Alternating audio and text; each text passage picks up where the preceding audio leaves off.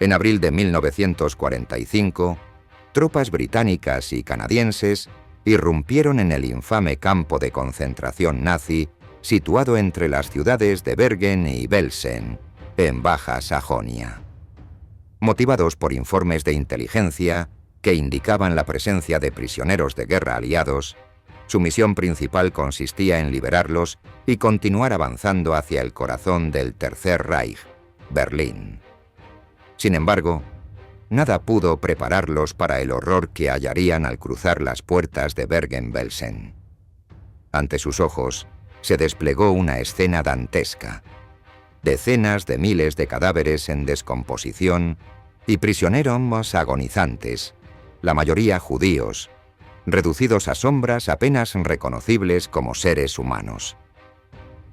El campo albergaba a 480 nazis entre guardias y miembros del personal del comandante, de los cuales 45 eran mujeres. Sin distinción de género, todos compartían un historial de crueldad y sadismo difícil de comprender. Este grupo fue responsable de algunas de las atrocidades más espeluznantes registradas en la historia. Bergen-Belsen, que comenzó como un campamento para prisioneros de guerra, eventualmente se convirtió en una maquinaria despiadada cuyo saldo fue la trágica pérdida de 50.000 vidas inocentes. Acompáñanos mientras desenterramos los horrores que allí ocurrieron, a través de impactantes imágenes en color que narran el oscuro recorrido de este lugar, desde sus inicios hasta convertirse en un verdadero símbolo del exterminio. Bienvenido a Wartime Archive. La vida en los campos de exterminio nazis, una experiencia aterradoramente peor que la muerte.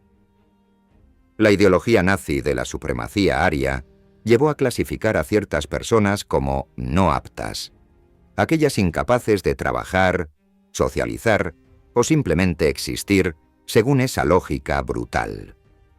Entre estas personas estaban los enfermos mentales, discapacitados físicos, enfermos incurables y ancianos. Hitler, con su estilo despiadado, implementó un método para eliminar a quienes consideraba indeseables mediante la eutanasia, referida también como muerte por piedad. En octubre de 1939, buscando liberar recursos para atender a soldados heridos, firmó una orden secreta autorizando a los médicos a aplicar la eutanasia a pacientes con pocas probabilidades de recuperación. Este proyecto secreto se llamó T4, por la dirección Tiergartenstrasse 4 en Berlín, desde donde se dirigía la oficina de Hitler. Se crearon 6 centros de eutanasia en áreas remotas de Alemania. En estos lugares apartados, más de 50.000 personas consideradas incurables fueron asesinadas supuestamente de manera humanitaria y sus cuerpos cremados. Los familiares recibían certificados de defunción falsos. Los médicos ensayaron distintos métodos: monóxido de carbono, inyecciones de morfina, cianuro y otros venenos. Cada centro contaba con cámaras de gas, diseñadas por un oficial de las SS. Heinrich Himmler vio en el proyecto T4 una forma útil para los campos de concentración. Las ejecuciones sistemáticas en los centros de eutanasia resultaban más eficaces y menos caóticas que los fusilamientos masivos comunes en los campos. Las SS podían designar a los más débiles como no aptos y trasladarlos a un instituto de eutanasia sin esperar su muerte natural. Incluso podían etiquetar a prisioneros políticos como mentalmente deficientes. Algunos formularios psiquiátricos en Dachau y Ravensbrück listaban comportamientos como hostilidad hacia los alemanes o simpatía por el comunismo como signos de enfermedad mental. El número exacto de personas sometidas a eutanasia en los campos concentra menos claro por la destrucción de muchos registros meticulosos, aunque se estima que al menos 20.000 murieron así. Al adoptar una política de asesinato racial deliberado y apenas oculto, cada decisión posterior se volvió siniestramente lógica bajo esa retorcida racionalidad. Una vez legitimado el asesinato de individuos no aptos en institutos dedicados, y tras aceptar el traslado de indeseables a esos lugares, el paso siguiente fue llevar las ejecuciones médicas directamente a los campos. De ahí, fue un leve salto establecer instalaciones cuyo propósito exclusivo sería el exterminio masivo no solo de individuos aislados, sino de toda una raza considerada no digna de vivir. Los judíos. En 1941 y 1942 se construyeron 4 campos de exterminio específicos y se adaptaron otros 2 existentes para combinar trabajo forzado con exterminio sistemático. Durante el auge del régimen nazi, se llevó a cabo una operación aterradora conocida como Operación Reinhardt, diseñada para enfrentar lo que los nazis llamaban el problema judío. Este plan tenía como objetivo el genocidio sistemático de la población judía. Bautizada así en homenaje a Reinhard Heydrich, uno de los altos mandos encargados de ejecutar la llamada solución final, esta iniciativa se consolidó como una de las páginas más oscuras de la historia. La estrategia funcionaba de manera escalofriantemente metódica. Los judíos provenientes tanto de los guetos en Polonia como de algunos territorios rusos ocupados fueron desplazados hacia el este, un eufemismo siniestro que en realidad hacía referencia a los campos de exterminio. Asimismo, los judíos que aún residían en Alemania serían transportados hacia los guetos desocupados, solo para repetir el ciclo.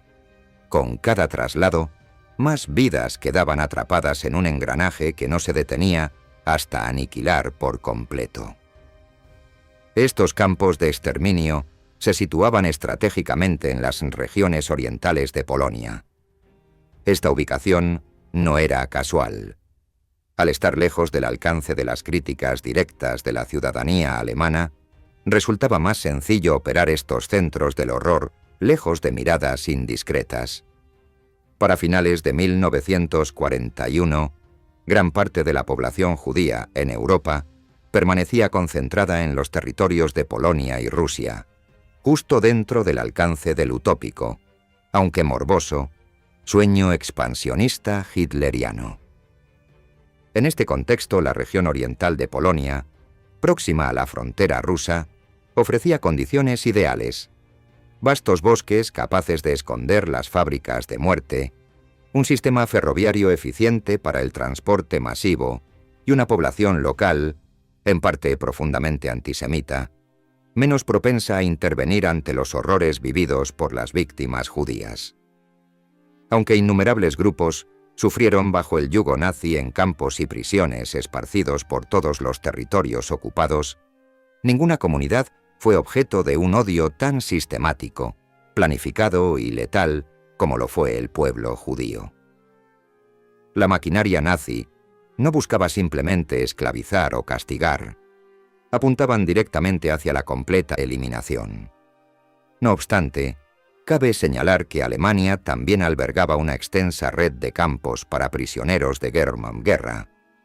Aunque estos no formaban parte directa del programa de exterminio, las condiciones eran igualmente terribles, dejando a sus internos enfrentando una lucha constante por la supervivencia. Este capítulo en la historia mundial permanece como un recordatorio desgarrador de hasta dónde puede llegar la crueldad cuando el odio y la intolerancia se institucionalizan. Revisitar estas historias no solo nos muestra lo ocurrido, sino que recalca la importancia de nunca bajar la guardia frente a cualquier forma de discriminación o totalitarismo. Bergen-Belsen. 2 nombres vinculados al horror. Los hombres y mujeres que llegaron al campo de Bergen-Belsen, en el norte de Alemania, lo consideraron un destino relativamente favorable y creyeron que lo que hacían allí era justo. A pesar de recibir órdenes de obediencia ciega y absoluta a sus superiores de las SS, en ocasiones se sentían con la libertad de criticar la gestión del campo. Muchos, más allá de las declaraciones hechas a sus captores al final de la guerra, creían firmemente en la ideología nazi, lo cual les permitía cuestionar ciertos aspectos de su ejecución. Los guardias sabían que participaban en algo inédito en la historia humana: el exterminio sistemático de miles en pocos meses. En el campo habían creado fábricas de muerte, ya fuera a través de cámaras de gas o, como en Belsen, donde los prisioneros eran torturados, ejecutados, privados de comida y abandonados a morir por enfermedades. Lo que les preocupaba no era el sufrimiento de los detenidos, sino la eficacia y el buen funcionamiento del campo. La mayoría de los guardias llevaban una vida relativamente cómoda. Vivían en barracones compartidos con sus colegas. Para los oficiales, las condiciones eran aún mejores, pues muchos residían con sus familias en casas cercanas requisadas, disfrutando un nivel de vida mucho mejor que si estuvieran en una unidad de combate.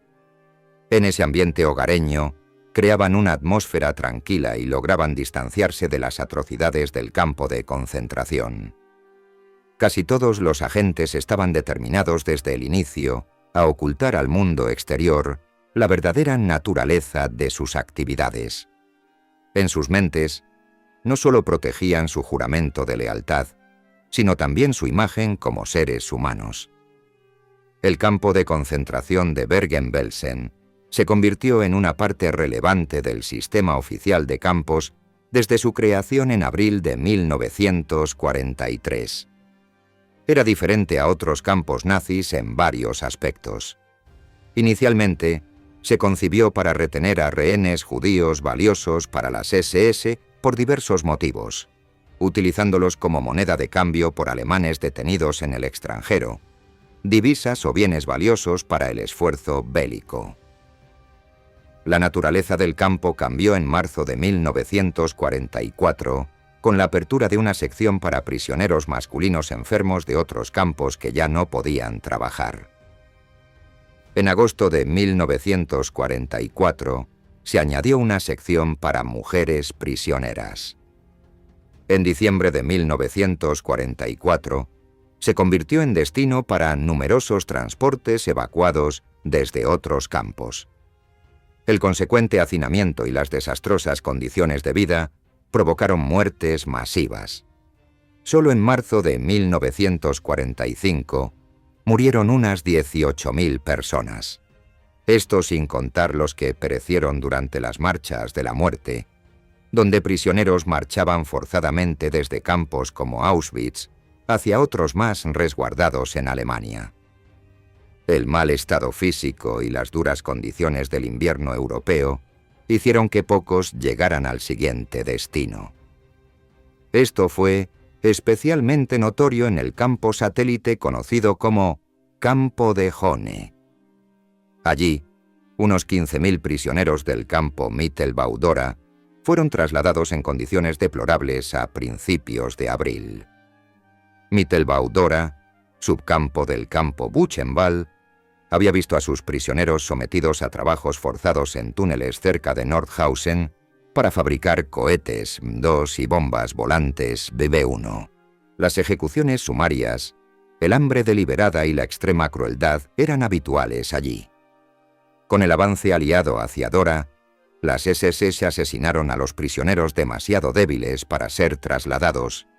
A los que podían caminar, los obligaron a participar en una marcha hacia el campo de Jone. A pesar de continuar siendo maltratados y privados de comida en su nuevo destino, muchos internos se encontraban físicamente mejor que los del campo principal de Belsen. Al menos 52.000 de los aproximadamente 120.000 prisioneros en Bergen-Belsen murieron debido a las enfermedades, los abusos infligidos por las SS o las secuelas inmediatas tras su liberación. Hombres muertos caminando. El impactante descubrimiento de los aliados en Bergen-Belsen. El 15 de abril de 1945, mientras el presidente Franklin Delano Roosevelt era enterrado en Hyde Park, Nueva York, el campo de concentración de Bergen-Belsen fue entregado a las fuerzas del Segundo Ejército Británico, perteneciente al 21º Grupo de Ejércitos Aliados, compuesto por tropas británicas y canadienses. La rendición del campo había sido negociada días antes, y esa misma tarde, las primeras unidades británicas ingresaron. Llegaron en una furgoneta con altavoz, escoltadas por miembros del 63º Regimiento Antitanque de la Artillería Real. Entre los soldados que acompañaron la entrada se encontraba Chaim Herzog, del Cuerpo de Inteligencia, quien más tarde se convertiría en embajador de Israel ante la ONU y después en el 6º presidente del Estado de Israel. Tan solo una semana antes, el campo alojaba a más de 60.000 prisioneros, casi la mitad trasladados recientemente desde otros lugares. Entre el 11 y el 14 de abril, aquellos prisioneros aún aptos para trabajar fueron obligados por las SS a enterrar cuerpos en fosas comunes como parte de los preparativos para la rendición. Esta escena de horror fue adornada grotescamente por los nazis con música. En medio del macabro trabajo, los guardias entregaron instrumentos musicales a los prisioneros. Mientras dos orquestas tocaban música bailable, unos 2.000 reclusos arrastraban cadáveres usando tiras de tela o correas atadas a las extremidades de los muertos. Durante 4 días, desde el amanecer hasta el anochecer, este aterrador espectro se desplegó frente a los ojos de los cautivos y sus opresores. Cuando los soldados británicos y canadienses tomaron el lugar, encontraron aproximadamente 10.000 cadáveres en descomposición repartidos por todo el campo. Los sobrevivientes estaban devastados por el hambre y enfermedades como el tifus. La situación era tan crítica que al menos 14.000 morirían poco después de la liberación. Al día siguiente, un convoy compuesto por más de 100 ambulancias conducidas por voluntarios civiles estadounidenses partió desde Italia hacia Bergen-Belsen para ofrecer asistencia médica. Sin embargo, esa cantidad resultaba insuficiente para trasladar a los miles que lo necesitaban urgentemente. Las fuerzas aliadas se vieron obligadas a tomar la desgarradora decisión sobre a quién asistir primero, priorizando a quienes tenían más probabilidades de sobrevivir. Los relatos de los liberadores describen una desoladora imagen del campo. Los prisioneros eran sombras humanas, demacrados, apáticos y abarrotados en cabañas de madera sin camas ni mantas. Muchos ni siquiera contaban con ropa. Las condiciones de las mujeres eran aún más deplorables, vestidas solo con harapos inmundos, si es que tenían algo para cubrirse. Los muertos estaban esparcidos por el campamento o apilados junto a los bloques donde se trataba a los enfermos más graves, en espacios equivocadamente denominados hospitales. Miles de cadáveres desnudos y esqueléticos permanecían sin enterrar en diversos estados de descomposición. El saneamiento era casi inexistente. Agujeros improvisados servían como letrinas, pero debido al debilitamiento extremo y a la hambre, muchos prisioneros defecaban y orinaban donde se encontraban, incluso dentro de las cabañas. Sin agua corriente ni electricidad durante meses, las personas tampoco podían bañarse. Tras la liberación del lugar, las fuerzas británicas enfrentaron múltiples desafíos urgentes. Detener la propagación del tifus fue la prioridad inmediata. Esta enfermedad ya había cobrado cientos de vidas y amenazaba con extenderse rápidamente entre los sobrevivientes.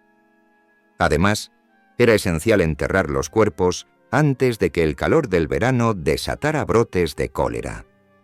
También había que asegurar suficiente alimentación para reducir la mortalidad por desnutrición e identificar a aquellos que todavía tenían posibilidades de recuperación para evacuarles hacia lugares más seguros donde pudieran recibir atención adecuada. La tarea humanitaria resultaba inmensa y difícil. Como fuerza militar, los británicos no estaban preparados para gestionar una crisis sanitaria y social tan abrumadora. Muchos edificios del campo fueron acondicionados temporalmente para atender a los enfermos. Sin embargo, al principio apenas 8 enfermeras estaban disponibles para cuidar a 20.000 sobrevivientes en condiciones críticas. Ante esta realidad devastadora, cerca de 300 integrantes del cuerpo médico del Ejército Real se quedaron para organizar la atención sanitaria mientras luchaban contra enfermedades extremadamente virulentas que requerían hospitalización urgente en cada caso. Alrededor de 30.000 hombres, mujeres y niños tenían alguna posibilidad de sobrevivir si recibían atención médica, pero su destino era inevitablemente fatal si no se les proporcionaba alimento ni se les sacaba del infame campo del horror. En un principio, los enfermos eran acomodados en sucias camas colocadas directamente sobre el suelo, ya que las camas disponibles eran casi inexistentes. Por si fuera poco, el limitado personal médico y las pocas enfermeras disponibles trabajaban sin los recursos básicos. No contaban con termómetros, medicamentos, vendajes, vacinillas ni otros elementos esenciales para atender a los pacientes. Pero lo más desgarrador de todo era que no compartían el idioma de los prisioneros, lo que hacía que la comunicación fuera extremadamente difícil. Explorando las crueldades del campo de mujeres de Bergen-Belsen. De los 55.000 guardias que participaron en el oscuro régimen de los campos de concentración nazis, cerca de 3.700 eran mujeres. Su llegada a estos lugares marcados por el horror comenzó en 1942, cuando las primeras guardias femeninas fueron enviadas a Auschwitz y Majdanek desde el campo de Ravensbrück. Sin embargo, no sería hasta 1943 que el reclutamiento de mujeres se intensificaría, motivado por la escasez de hombres para cumplir estas labores. El perfil de estas guardianas era bastante homogéneo. Mujeres de clase media-baja, sin experiencia profesional previa y muchas veces provenientes de entornos donde el trabajo formal era inexistente. Dentro de los campos, estas mujeres no gozaban del respeto de las prisioneras, quienes solían ser más instruidas y cultas. Pese a ello, muchas alemanas respondieron al llamado para unirse a las SS femeninas, motivadas por anuncios en los periódicos que apelaban a su amor por el Reich. Algunas se sintieron atraídas por la promesa de trabajo liviano y salarios competitivos, mientras que otras no tuvieron muchas opciones. Se les ofrecía la oportunidad de ascender y salir de empleos mal pagados o poco prestigiosos si aceptaban este rol dentro del régimen. En 1944, ser guardia en un campo de concentración equivalía a obtener una remuneración superior a la que muchas mujeres podían aspirar en sus trabajos previos. Por ejemplo, una guardia soltera de 25 años podía ganar mucho más que una obrera textil. La presión también vino desde el Estado. Para 1943, el Ministerio de Trabajo del Reich tenía autoridad para reclutar mujeres de entre 17 y 45 años para el servicio militar. A partir de entonces, la mayoría de quienes se presentaban al entrenamiento en los campos eran reclutas, no voluntarias.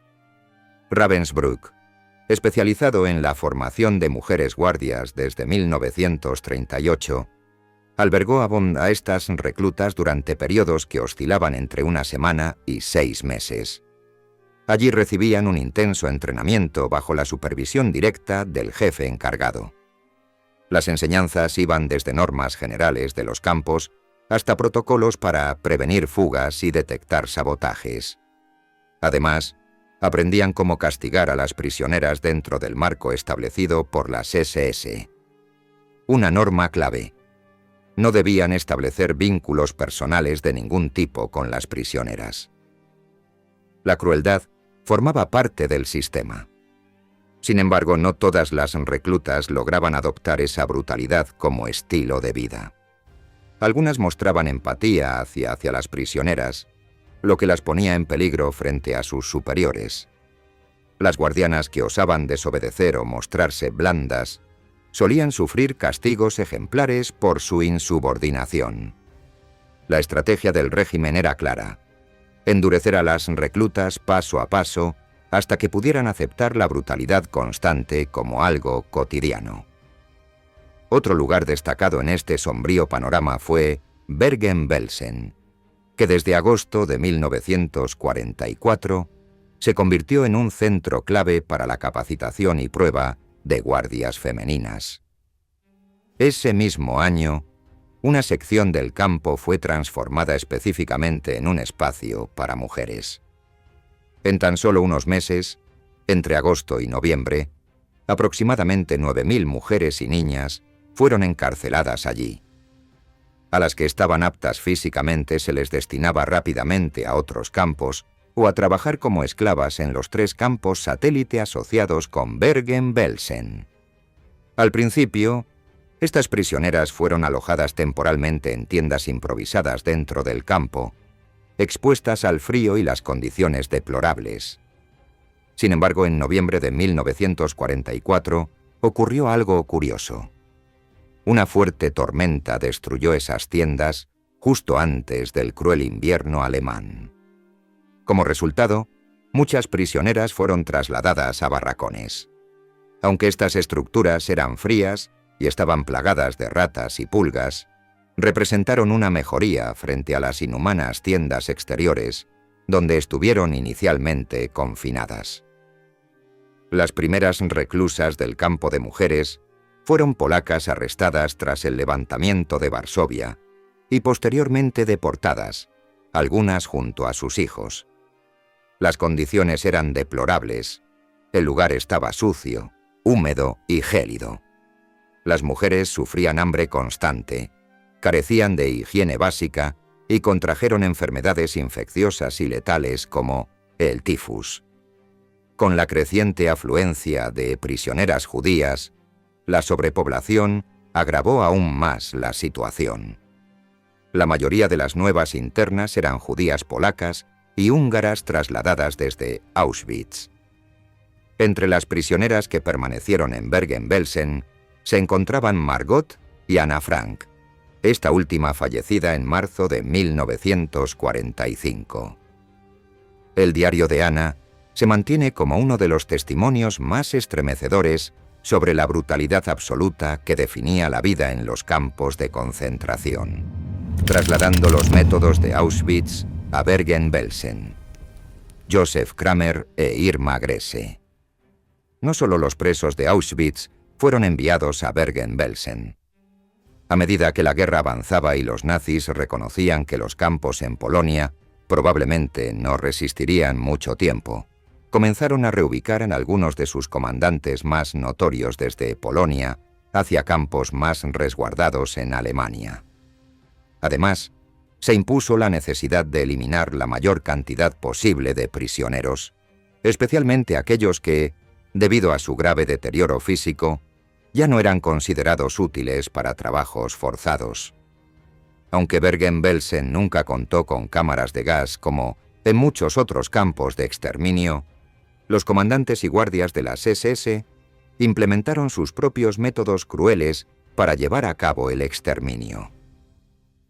Johanna Bormann, una guardiana del campo reconocida por su crueldad hacia los prisioneros, fue transferida de Auschwitz a Bergen-Belsen a finales de 1944.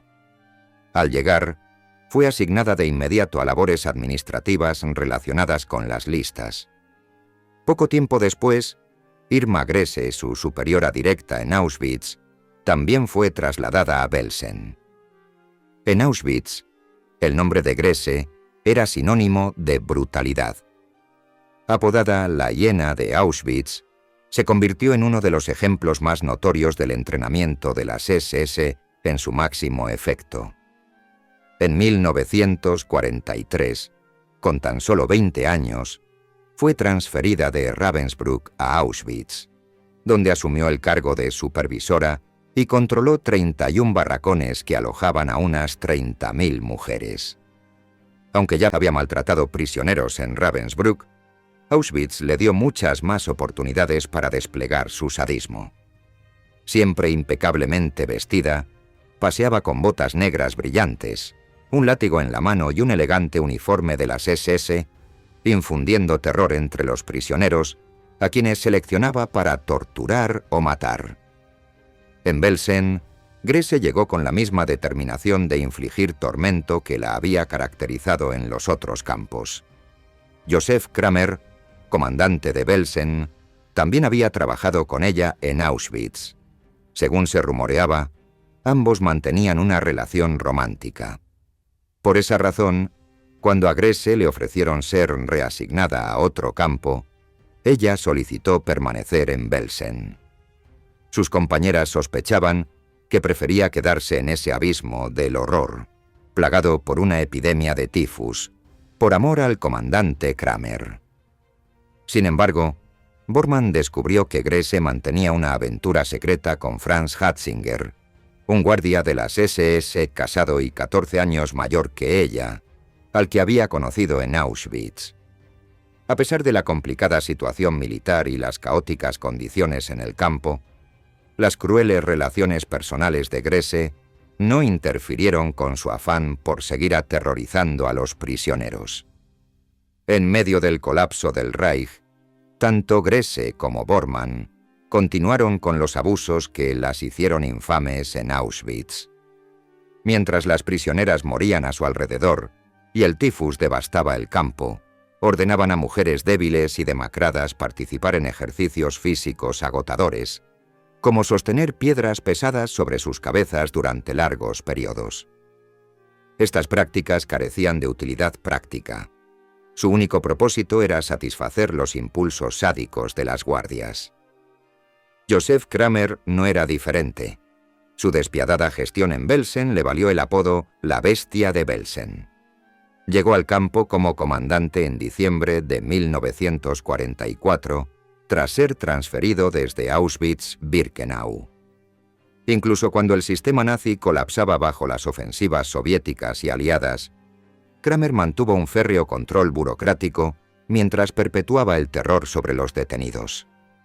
Durante su administración, murieron miles de personas por inanición y enfermedad. Con el derrumbe inminente del Reich, la organización del campo se deterioró dramáticamente. Los cuerpos se acumulaban y el hedor de la descomposición impregnaba el campamento mientras los prisioneros evacuados eran abandonados sin recursos. A medida que el caos se intensificaba, Kramer incrementaba la presión sobre sus subordinados, instándolos a ser más brutales aún. Esto llevó a guardias menos violentos a adoptar prácticas extremas. Comenzaron a golpear y asesinar indiscriminadamente a mujeres y niños, mientras disparaban contra aquellos que eran demasiado débiles para responder a sus órdenes.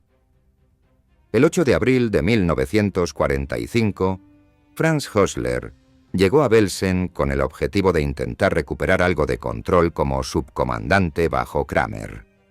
De inmediato, ordenó castigos físicos y ejecuciones directas hacia los prisioneros, participando activamente en estas atrocidades. Pero la brutalidad del régimen fue finalmente detenida cuando las fuerzas británicas liberaron el campo el 15 de abril de 1945. Hössler intentó ocultarse entre los prisioneros usando ropa de camuflaje. Fue rápidamente identificado y arrestado junto al resto del personal de las SS.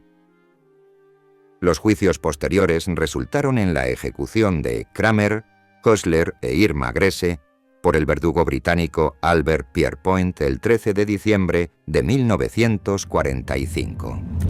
El fin de los campos, pero no del sufrimiento. La liberación de Bergen-Belsen. La liberación de los campos de concentración no marcó el término del calvario para miles de víctimas. Muchos, debilitados por la inanición, los maltratos y el agotamiento extremo, no lograron sobrevivir más allá de la primera semana en libertad. Para algunos, sus cuerpos colapsaron irremediablemente.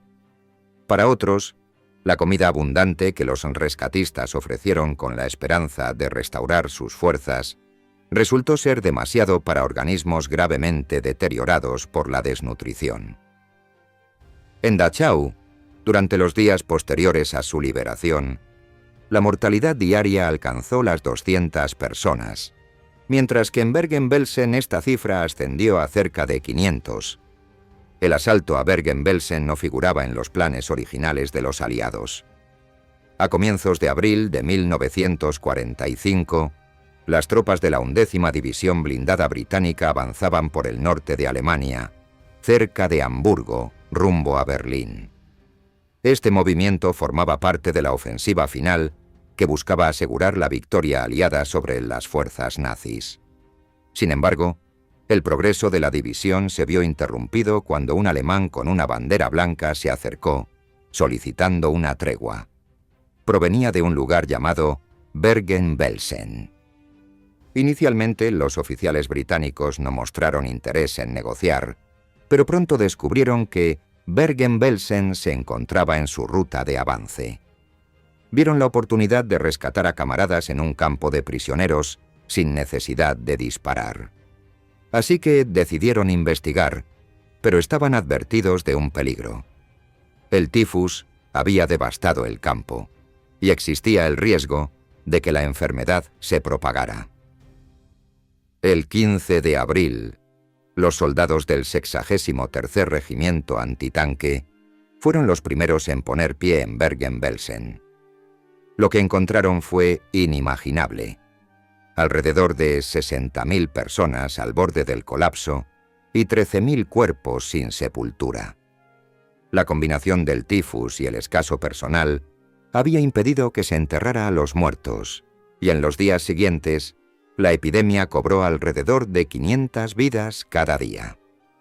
Aunque la llegada de los aliados fue motivo de alegría para los prisioneros, su calvario no terminó ahí. Originalmente, Bergen-Belsen no era un campo de exterminio. Sin embargo, las atrocidades de la guerra y la falta de preparación de los británicos y canadienses liberadores provocaron un elevado número de bajas. Tristemente, de las 50.000 personas fallecidas en Bergen-Belsen, unas 35.000 murieron solo en los meses antes de su liberación, sin llegar a conocer la libertad a la que estaban tan cerca. Posteriormente, soldados, médicos y voluntarios británicos trabajaron incansablemente para restaurar algo de orden en medio del horror. Los fallecidos fueron enterrados, se atendió a los enfermos y el recuperar de vidas maltrechas comenzó a tomar forma. Incluso los niños recuperaron momentos de juego. Una vez controlada la situación, los británicos redirigieron su enfoque hacia los responsables detrás de las horrendas condiciones reveladas en abril de 1945. El comandante del campo durante su liberación, el capitán de las SS Joseph Kramer, destacó entre ellos. Kramer había estado a cargo desde diciembre de 1944 tras haber supervisado crueles operaciones en Auschwitz.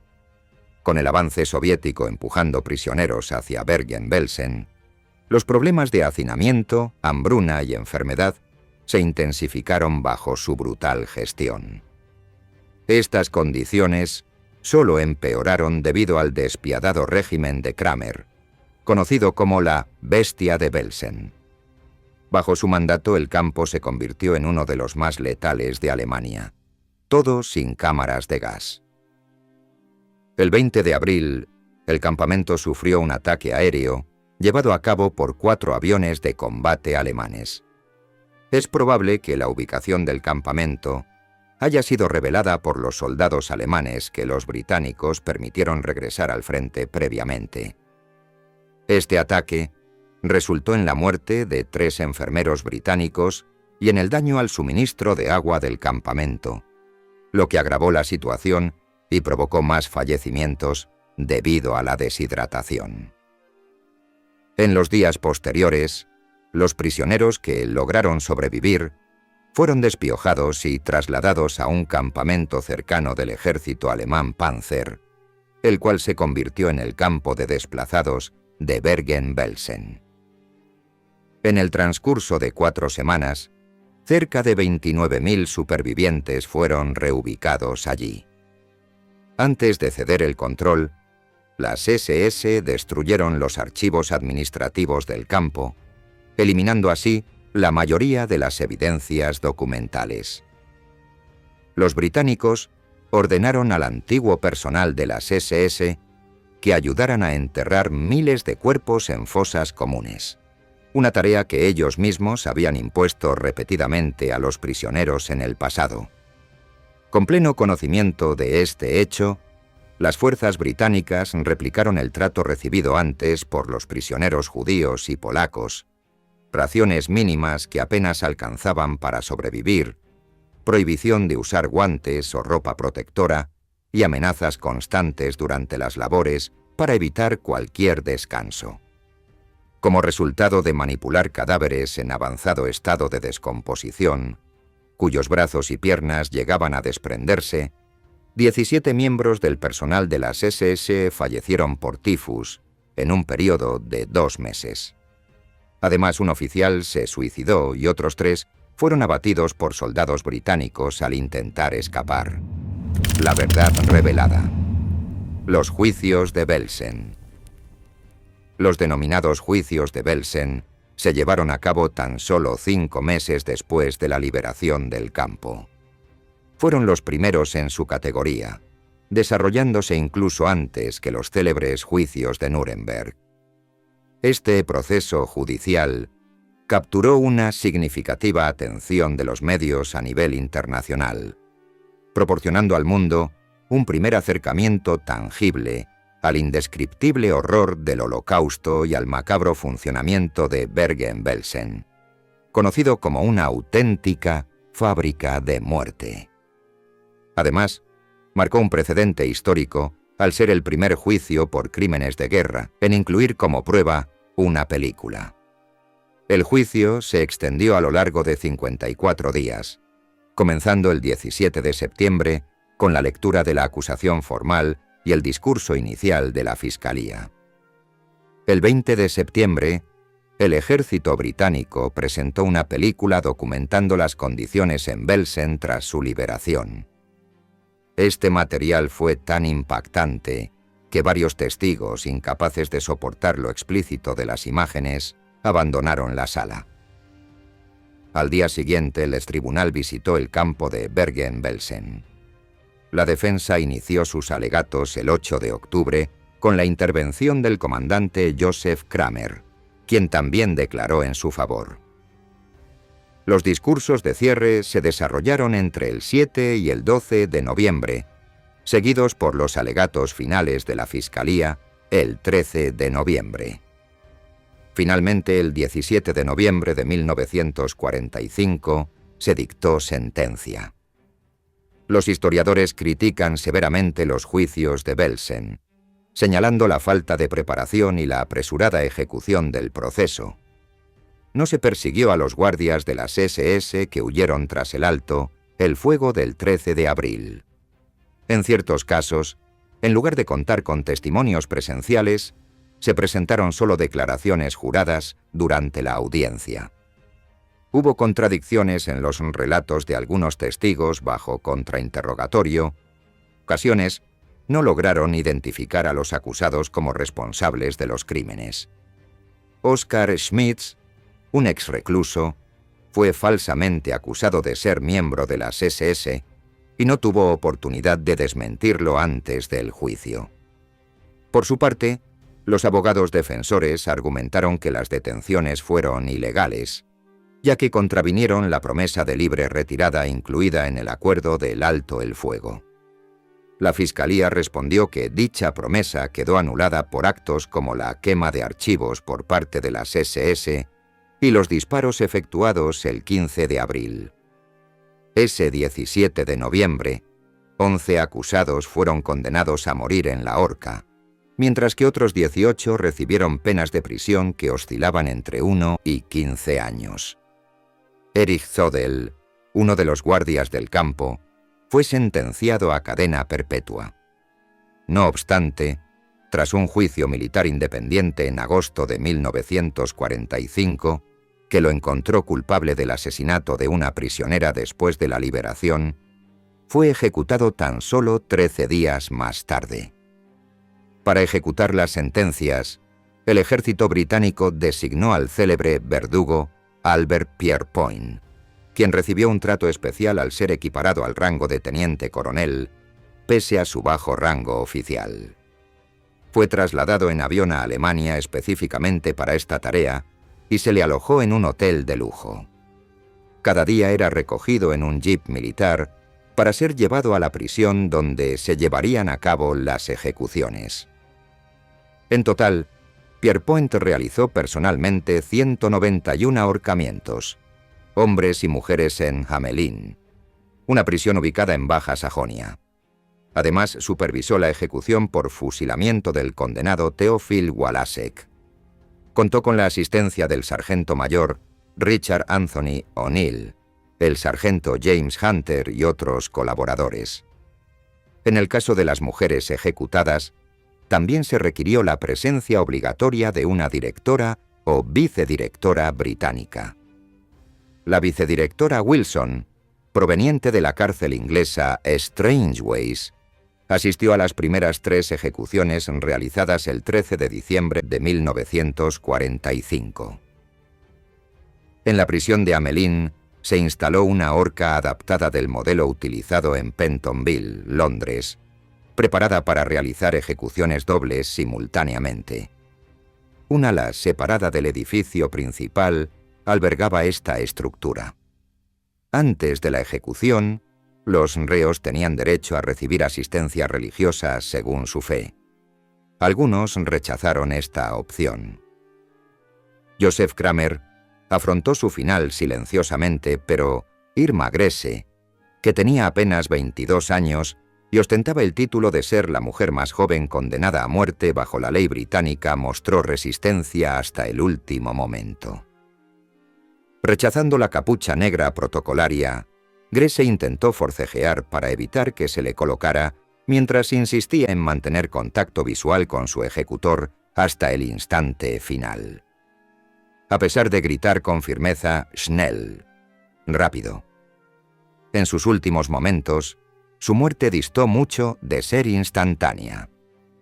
Pierrepoint, quien llevaba más de 15 años perfeccionando su técnica como verdugo, colocó incorrectamente la cuerda alrededor del cuello de Grese. Esto le ocasionó una agónica muerte por estrangulamiento en lugar del esperado rompimiento cervical, provocándole una muerte lenta y dolorosa por estrangulamiento, en lugar de sufrir una rápida rotura de cuello. Su final resultó tan atroz como la vida misma que llevo. Uno de los símbolos más estremecedores de la inhumanidad del régimen nazi son las cámaras de gas, esas máquinas de muerte diseñadas para eliminar vidas en silencio, acabando con cientos de personas en cuestión de minutos. Sin embargo, el campo de concentración de Bergen-Belsen nos recuerda que no hacía falta una cámara de gas para perpetrar una tragedia. Allí fue la brutalidad desmedida de los guardias y el ferviente odio de sus comandantes lo que selló sus nombres como sinónimos de asesinato. Hasta 50.000 hombres, mujeres y niños perdieron la vida debido a constantes palizas y abusos, falta de comida, alojamientos inadecuados y la imposibilidad de mantener una temperatura corporal normal. En 1944, las enfermedades infecciosas se propagaron sin control por el campo, y los guardias nazis las vieron como un método idóneo para reducir la población simplemente dejando morir a los prisioneros sin atención médica. Los juicios de Belsen culminaron con la ejecución de 13 hombres y 3 mujeres, mientras muchos más fueron condenados a largas penas de prisión. No obstante, el daño infligido a la humanidad quedó grabado como uno de los crímenes más atroces del siglo XX.